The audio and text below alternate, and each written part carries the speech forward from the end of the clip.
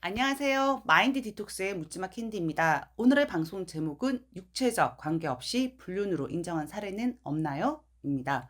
구독, 좋아요 눌러주세요. 네, 배우자가 외도를 하고 있다는 사실을 알게 된 후 반드시 확보되어야 하는 것이 외도 정황을 알 수 있는 빼박 증거입니다. 증거가 확보가 되어야만 소송도 가능하고 증거 없이 남편과 상간녀를 추궁했을 경우에 저희들 아내분들이 미친년 혹은 망상증 환자 혹은 의부증 환자 취급을 받을 수 있기 때문입니다. 즉 증거가 힘이요 생명이라는 거죠.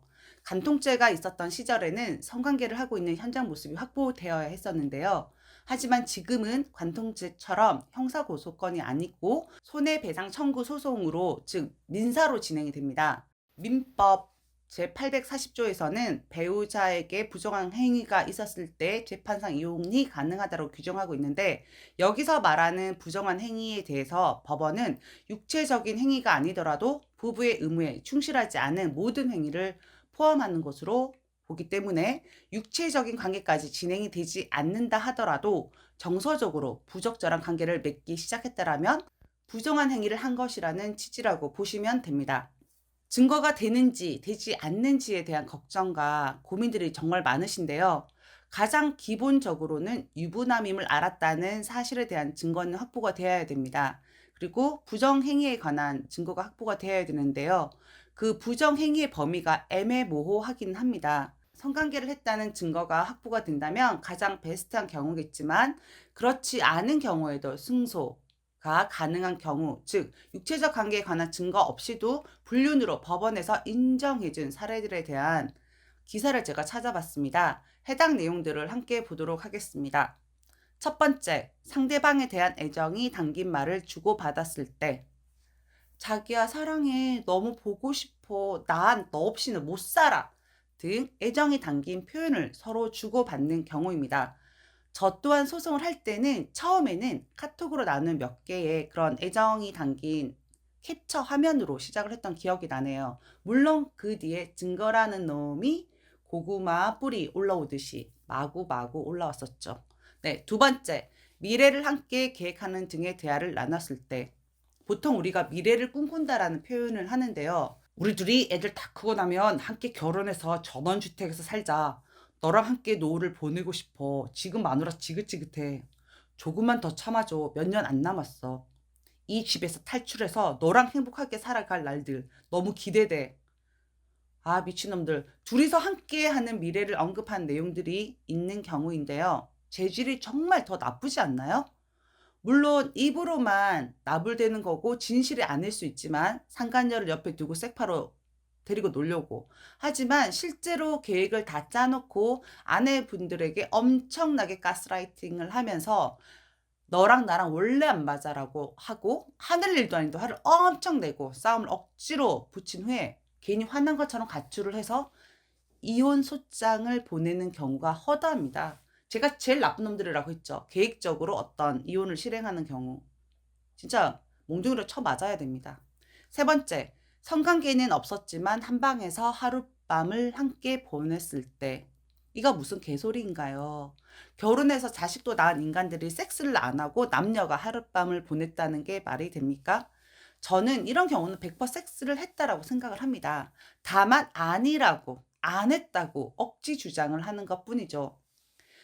상간녀들 답변서 오면요. 거기 내용에 숙소에 가는 증거가 확보되어서 그걸로 소송을 걸면 모텔 가는 거겠죠? 라면만 먹었다. 배가 너무 아파서 똥 누러 들어갔다. 너무 피곤해서 쓰러져 잠만 잤다. 이런 말도 안 되는 개소리들을 합니다.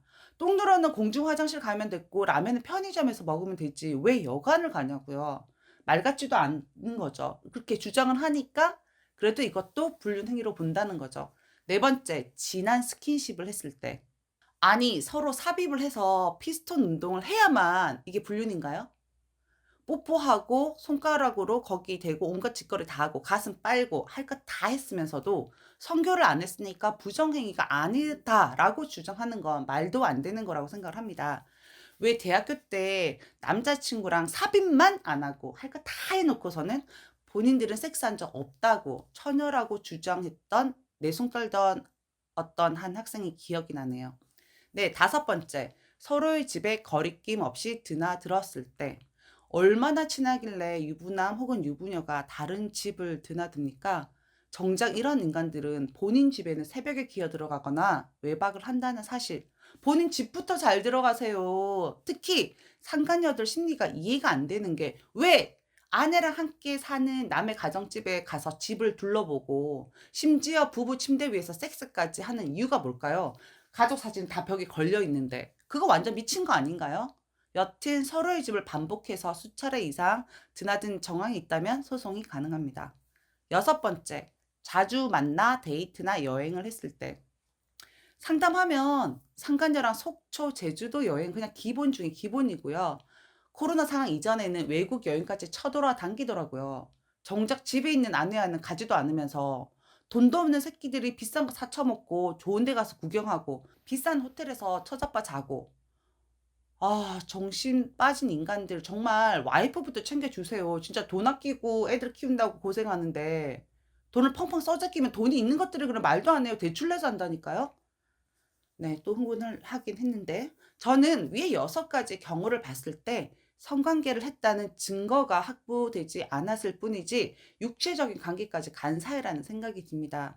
불보듯이 뻔한 상황임에도 성관계를 한 적이 없다라고 발뺌하는 상간녀들이 너무 많기 때문에 정황상 육체적인 증거가 확보되지 않는다 하더라도 불륜으로 보는 경우라고 이해하시면 될 것 같습니다.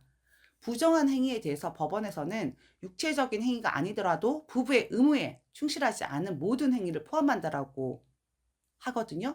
육체적인 관계까지 진행되지 않더라도 정서적으로 부적절한 관계를 맺기 시작했다면 부정한 행위를 한 것입니다. 네, 위의 상황과 동일하다고 하더라도 다른 구체적인 사안에 따라서는 그 정도와 상황을 참작해서 부정행위로 판단할 수도 있고 안 할 수도 있기 때문에 반드시 개별적으로 본인의 상황에 대해서 변호사님과 어떤 변호사님과라도 함께 상담을 하시는 게 맞다라고 생각을 합니다. 모텔 출입을 하거나 성행위를 하는 영상이나 음성 녹음 없어도 불륜 행위를 보고 승소까지 한다는 사실을 잊지 마셨으면 합니다. 오늘 방송은 여기까지 하도록 하겠습니다. 네이버 카페에서 묻지 막힌 뒤 마인드 디톡스로 검색을 해주세요. 상담을 통해서 여러분들의 문제 해결에 실질적인 솔루션을 제공해 드리겠습니다. Have a sweet mind detox. 다음 방송일에 우리 또 만나요. 안녕.